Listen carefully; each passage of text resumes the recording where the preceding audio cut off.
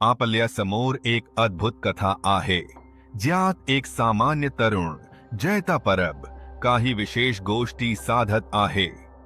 तुळस गावातील एक मोठ्या रिंगणात जैता दांडपट्टा करत आहे. आज रिंगणाभोवती लोकांची गर्दी आहे. प्रत्येक जण त्याचे कौतुक करत आहे. वाह रे बहादूर, तुमच्या कर्तृत्वाला सर्वजण गणत आहेत, असे लोक बोलत आहेत. ते तक्यात जैता तलवार काढतो आणि तलवारबाजी सुरू करतो. काय सुंदर तलवारबाजी आहे, असे ऐकून इतर भावनांनी भरलेले आहेत.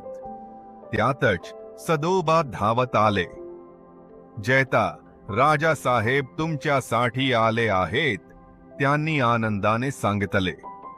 जैता घाबरतही उत्सुकतेने विचारतो, राजासाहेब माझ्या घरी का? सदोबा सांगतो, उद्या तुम्ही महत्वाचे काम करणार आहात. गावात न्यायला गेल्यावर राजासाहेबांनी जैतेला समोर घेतले. तुम्ही शत्रूचा सामना करण्यासाठी सिद्ध आहात, असे त्याने सांगितले. राजासाहेबांनी जैतेच्या हातात तलवार दिली. तुमच्या धाडस आणि सद्वर्तनाची चर्चा सगळीकडे पसरली आहे. जैता आश्चर्याने पाहतो. सुभेदार?